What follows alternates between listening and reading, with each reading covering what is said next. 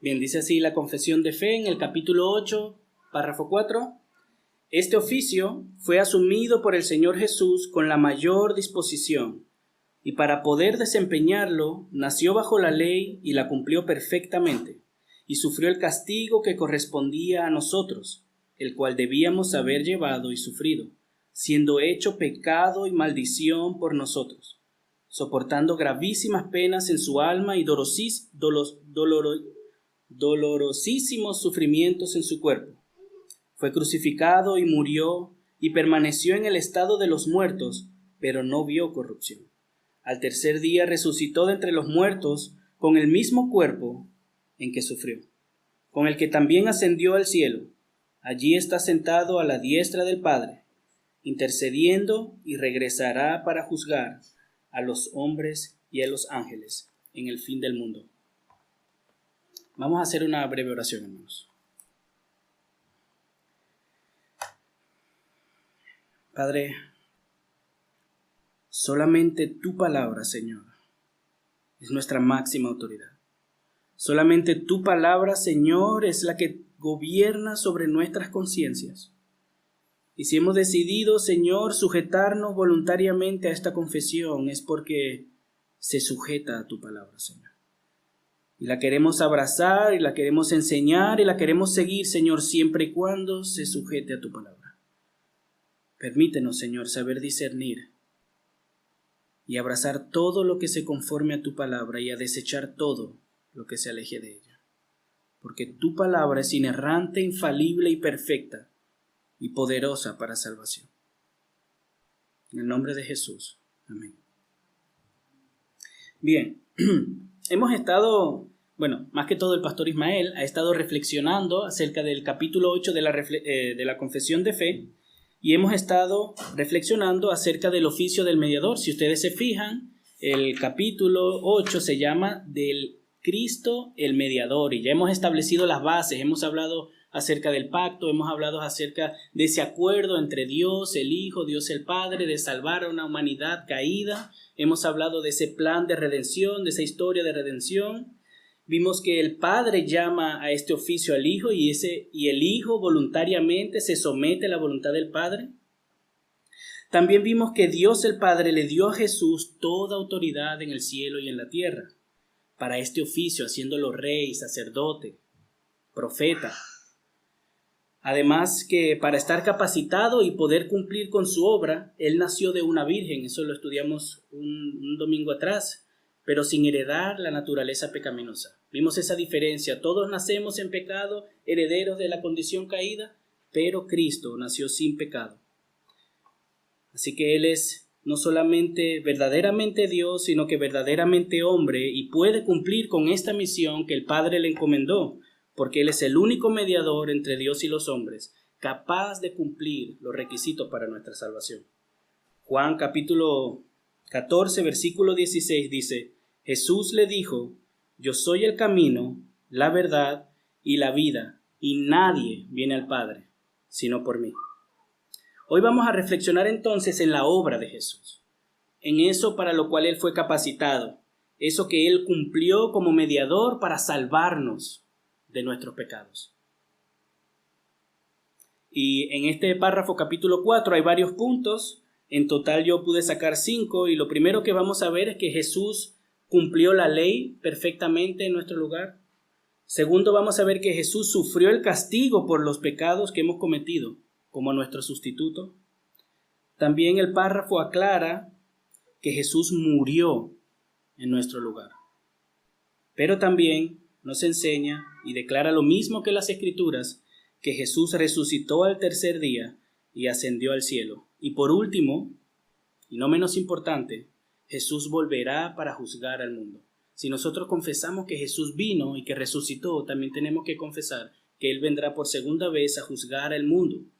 Así que leamos nuevamente nuestra confesión de fe, la primera parte del párrafo 4, para comenzar a ver este primer punto. Jesús cumplió la ley perfectamente. Dice la confesión de fe: este oficio fue asumido por el Señor Jesús con la mayor disposición, y para poder desempeñarlo, aquí viene, nació bajo la ley y la cumplió perfectamente. Para Jesús ser nuestro representante, nuestro verdadero representante, tuvo que haber nacido como hombre. A nosotros no nos hubiese podido haber representado un ángel, no nos hubiese podido haber representado otro ser. Nuestro representante federal, así como en Adán fue un hombre, Jesús tuvo que ser hombre. Por eso es que solamente Él es el mediador entre Dios y los hombres. Por eso es que solamente Él es capaz de salvarnos, porque Él cumple con el requisito de ser hombre y ser Dios al mismo tiempo. Si Él no hubiese nacido, no hubiese podido ser nuestro representante. Pero para cumplir con su obra de redención, para Él poder hacer eficaz eso que Él vino a hacer, tenía también que vivir perfectamente conforme a la ley, conforme a la santidad de Dios. Dios demanda de todo el mundo, de todas las criaturas, que sean santos y perfectos, así como Él es perfecto. El problema es que no podemos.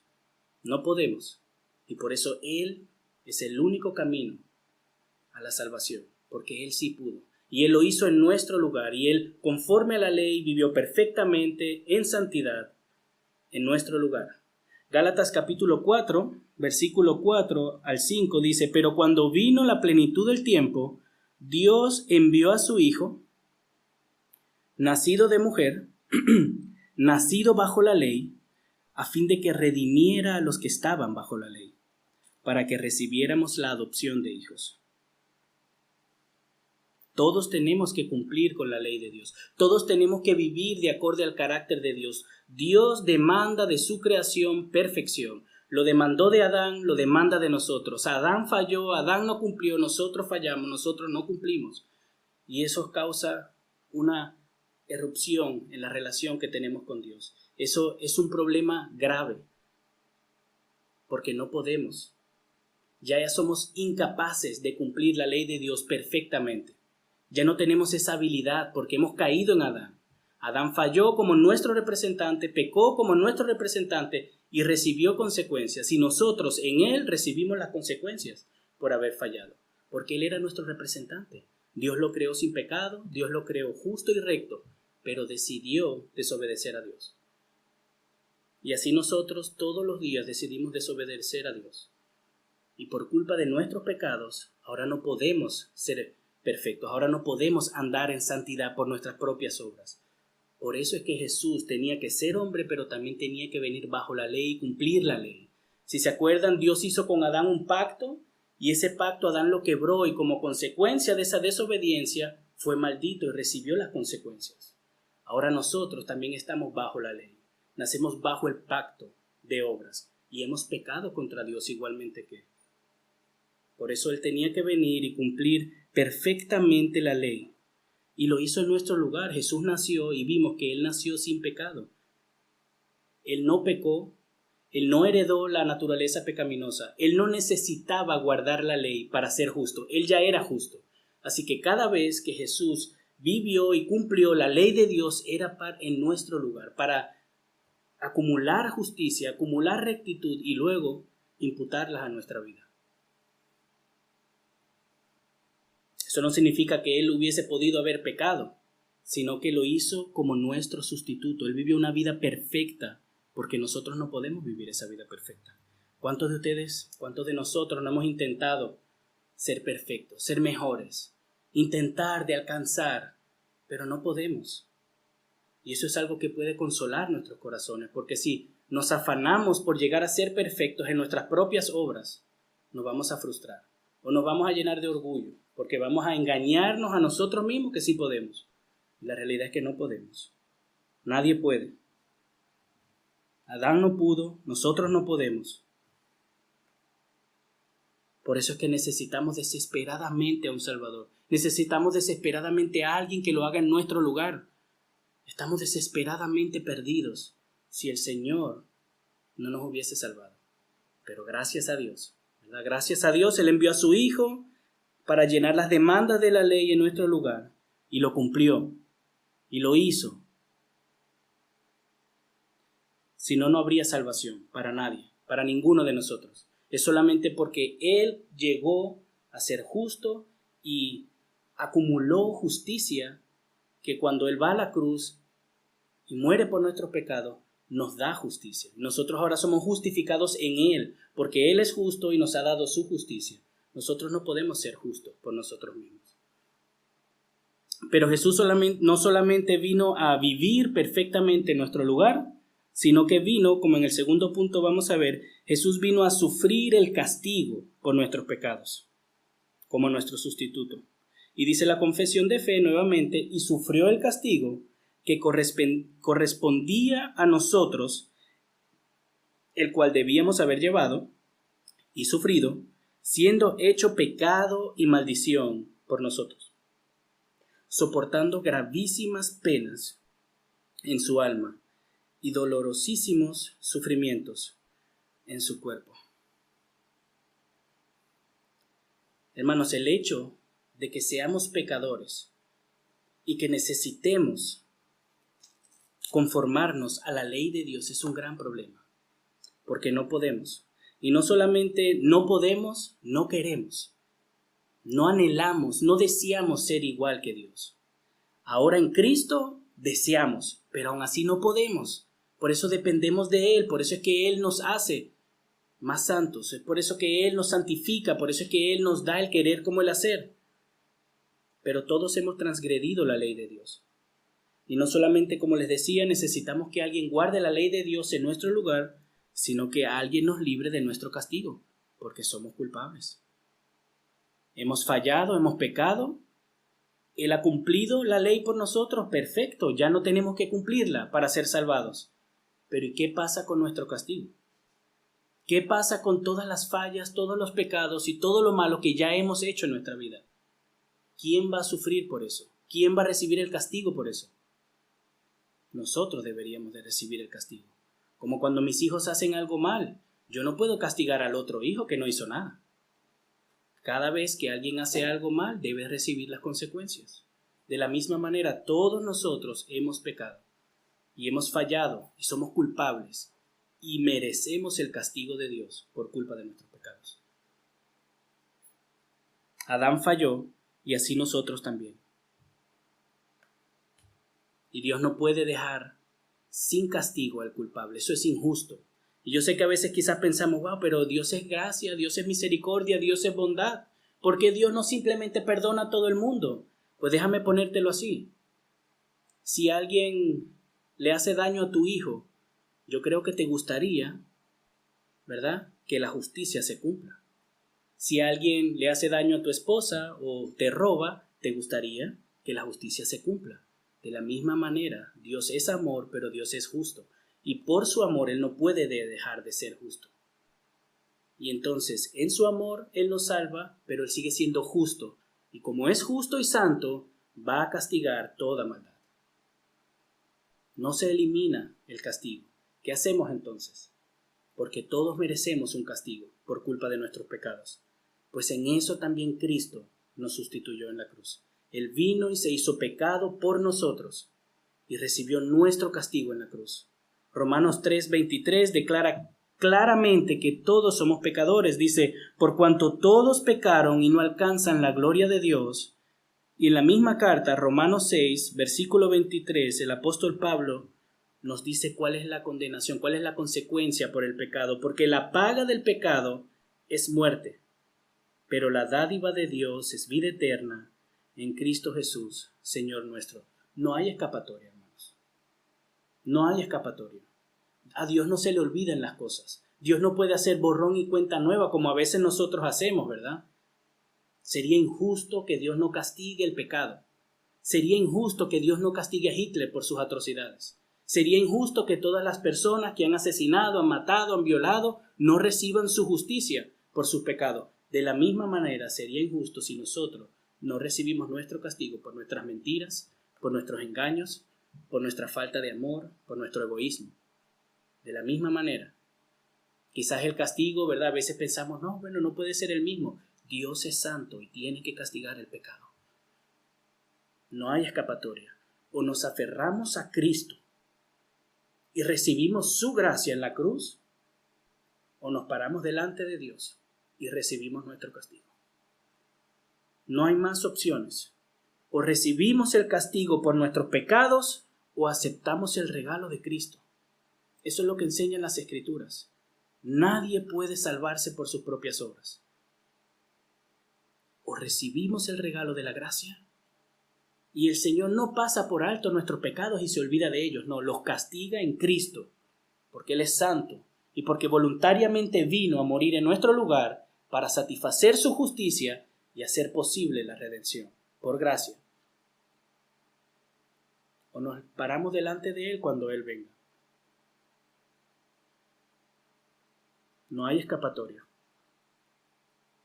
Si confiamos en que Dios sabe, Dios va a entender. Nuestras obras no son suficientemente buenas para que soporten el peso de la justicia de Dios. Por eso es que tenemos que aferrarnos a Cristo ahora. Solamente Él cumplió la ley, solamente Él murió en nuestro lugar y solamente Él nos puede dar esa vida eterna, esa seguridad. No hay otra, hermanos. El párrafo 4 no solamente enseña estas dos verdades, sino también que Él murió en nuestro lugar, porque era necesario, la paga de la muerte del pecado. Entonces, como dice el párrafo 4, fue crucificado y murió, y permaneció en el estado de los muertos, pero no vio corrupción. Y en esto vemos el infinito amor de Dios, hermanos. Pero también vemos su justicia. ¿Por qué lo digo? Porque vemos su amor en que estuvo dispuesto a entregar su vida por nosotros, morir, hacerse hombre y soportar la ira de Dios. Pero vemos su justicia porque no escatimó a su Hijo a causa del pecado. A veces nosotros como padres, ¿verdad? Nuestros hijos desobedecen y los castigamos, pero vuelven a desobedecer y a veces como que, bueno, está bien, esta vez no. Y está bien que nosotros queramos mostrarle gracia a nuestros hijos, porque debemos demostrarle gracia. Esa misma gracia que Dios nos dio debemos demostrarla para que ellos aprendan a valorar. Pero no es lo mismo que nosotros le mostremos gracia porque hemos recibido gracia a que Dios simplemente se olvide de ser justo. Dios no puede olvidarse de ser justo. Y aunque la cruz es la manifestación del amor de Dios por nosotros, también es una manifestación de su justicia. Porque era necesario que alguien sufriera el castigo por nuestros pecados. Los pecados no van a quedar, como a veces nosotros conocemos, ¿verdad? Hay jueces corruptos, hay casos que pasan y los malos se salen con la suya. Los liberan, no reciben su condena, pasó un error, lo que sea, pero eso no va a pasar en la corte de Dios. Dios es justo, Dios es santo. A Dios no se le olvida nada, hermanos. Y Dios nos ama de tal manera que entregó a su Hijo, pero su justicia es igualmente grande y aterradora, que estuvo dispuesto a asumir Él mismo la ira de Dios en nuestro lugar. No podemos poner su amor por encima de la justicia, ni su justicia por encima del amor. Él tuvo que morir en la cruz y ese fue el precio que Él pagó por nuestro rescate. Derramó su vida, derramó su sangre por nuestros pecados y sufrió en la carne la ira de Dios. A veces algunos predicadores solo aluden a los sufrimientos de Cristo. No, lo latigaron, le escupieron, le pegaron. ¡Ay, cuánto dolor! Sí, fue doloroso. Ciertamente, cargar con una cruz fue doloroso, que lo clavaran fue doloroso. Pero lo más doloroso fue sufrir la ira del Padre en nuestro lugar. Lo más doloroso fue cargar con nuestros pecados en nuestro lugar. Lo más doloroso fue ser separado del Padre por culpa nuestra, por amor. Dios es justo y de tal manera ama al mundo, como dice Juan 3:16, que dio a su Hijo unigénito para que todo aquel que crea en Él no se pierda, sino tenga vida eterna. Eso es lo que declara el Evangelio. Hemos estado hablando del pacto de gracia, el pacto de redención, el mediador y todos estos términos raros que a veces quizás no vamos a usar por un buen tiempo. Esto es el Evangelio. Esto es lo que somos llamados a predicar, a creer, a recordar, a animar. Este es el eje central de las Escrituras, hermanos. Solo que ahora lo estamos viendo de manera más detallada en este párrafo 4. Pero Él no solamente murió en nuestro lugar, vivió en nuestro lugar, recibió el castigo, sino que resucitó. Él no permaneció en la tumba. Resucitó al tercer día y cumplió lo que vino a hacer. El Dios de los cielos y de la tierra se humilló y se hizo hombre se entregó en la cruz para salvarnos. A nosotros no nos salvó un hombre, no nos salvó un ángel, no nos salvó un ser, un amigo, nos salvó el Dios de la creación, el que tiene la autoridad de destruir nuestras almas por nuestros pecados, el que tiene la potestad de darnos vida y de quitárnosla, porque Él es Dios. Decidió voluntariamente venir aquí al mundo, sufrir por nosotros para salvarnos. Teniendo todo el derecho de castigarnos, vino a entregarnos vida por amor. Como les decía, no solo murió, sino resucitó al tercer día y ascendió al cielo. El párrafo 4 dice, al tercer día resucitó de entre los muertos con el mismo cuerpo en que sufrió, con el que también ascendió al cielo. Allí está sentado a la diestra de su Padre, intercediéndoos. En el tiempo de Jesús, cuando lo vieron clavado en la cruz, muchos se desesperaron, lo abandonaron, se fueron, entraron en miedo. Normal. Imagínense a Jesús colgado en un madero, muriendo, sangrando. Perdieron la esperanza. Pero Él cumplió su misión. Él no había fallado. Eso estaba profetizado, si vemos en las Escrituras en el Antiguo Testamento. Él hizo la voluntad del Padre y pagó el precio por nuestro rescate. Y el Padre aceptó su obra. Cualquier persona puede decirte que te puede salvar, como muchas veces, o como en muchos casos, otras religiones lo dicen. Tú te salvas de esta manera, tú te salvas de esta otra manera. Tú tienes que hacer esto y puedes recibir. Tú puedes hacer esto y vas al cielo. El único sacrificio que fue acepto al Padre fue el sacrificio de Cristo. Hermano, ¿cómo tú sabes eso? Porque Jesús resucitó al tercer día. Antes de Jesús se habían levantado muchos falsos mesías y todos murieron, todos perecieron, ninguno se levantó y ninguno volvió. Pero Cristo resucitó al tercer día y ascendió al Padre y volvió a la gloria que había tenido. Como un rey triunfante ascendió al cielo y recibió la gloria que había dejado por nosotros. En Hechos capítulo 2, versículo 22 al 24, el apóstol Pedro dice, predicando un sermón delante de muchos judíos, hombres de Israel, escuchen estas palabras. Jesús el Nazareno, varón confirmado por Dios, entre ustedes, con milagros, prodigios y señales que Dios hizo en medio de ustedes a través de él, tal como ustedes mismos saben. Este fue entregado por el plan predeterminado y el previo conocimiento de Dios, y ustedes lo clavaron en una cruz por manos de impíos y lo mataron. Pedro les estaba predicando el evangelio y los estaba acusando al mismo tiempo, confrontándolo con sus pecados. Pero Dios, sigue Pedro, lo resucitó, poniendo fin a la agonía de la muerte, puesto que no era posible que él quedara bajo el dominio de ella, porque es Dios, porque cumplió con su misión, porque estaba profetizado, porque Él es el Rey de los vivos y de los muertos. Él es el que da vida. Entonces hemos visto que Jesús vivió perfectamente en nuestro lugar, murió en nuestro lugar, recibió el castigo por nosotros, por culpa de nuestros pecados, ascendió al Padre, y por último dice el texto que Jesús volverá para juzgar al mundo. Dice el párrafo al final, y regresará para juzgar a los hombres y a los ángeles en el fin del mundo. Hechos capítulo 10 versículo 42 dice, y nos mandó a predicar al pueblo y testificar con toda solemnidad que este Jesús es el que Dios ha designado como juez de los vivos y de los muertos. En la primera venida de Cristo, Jesús vino a salvar a su pueblo, vino a entregar su vida por su pueblo, vino como un siervo sufriente para morir como una oveja yendo al matadero, entregar su vida y salvarnos. Pero la segunda vez que venga Jesús, va a venir como rey, como juez, va a venir a juzgar a las naciones, como Señor de la tierra y de los cielos, como Rey de reyes y Señor de señores. Dios es amor, pero también es justo. Cristo entregó su vida, pero también es juez, y va a venir a juzgar al mundo. y no va a dejar sin castigo al culpable.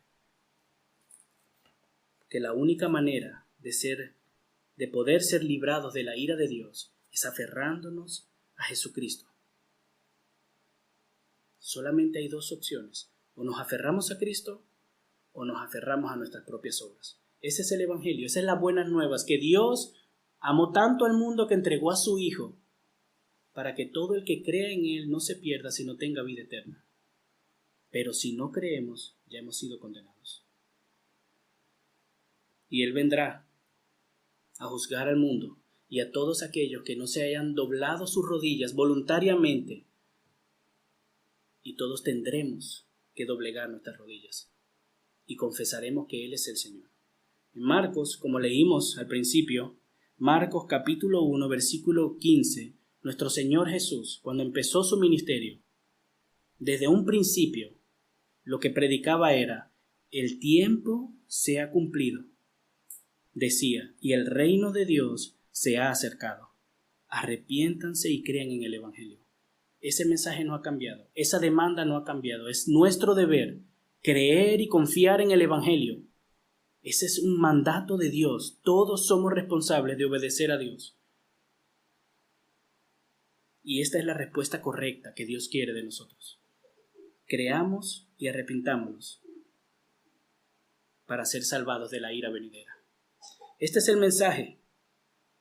Pero escuchar este mensaje, escuchar estas buenas nuevas es un privilegio, pero no lo es todo. No es solamente escuchar, no es solamente entender, no es solamente decir, ok, ya he escuchado el Evangelio.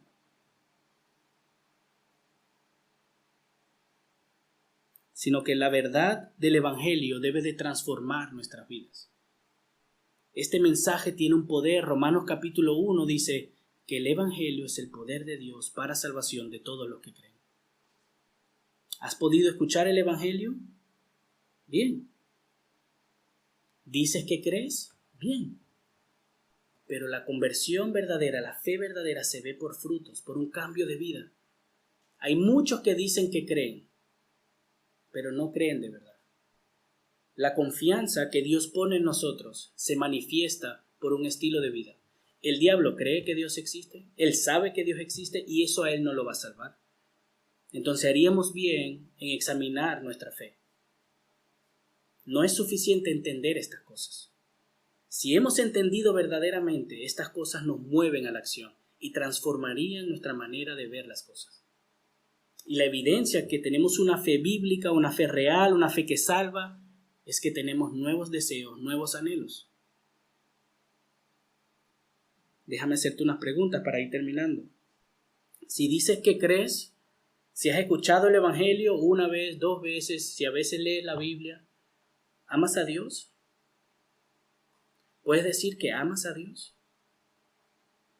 Esto no es, se me olvidó la palabra, platónico. Esto no es algo del más allá, no, es amor real por una persona. ¿Lo amas? ¿Te entristeces cuando le fallas? ¿Cuando recuerdas lo que hizo por ti? ¿O es solo de palabras? Es solo como un amuleto que llevamos en el bolsillo por si me pasa algo.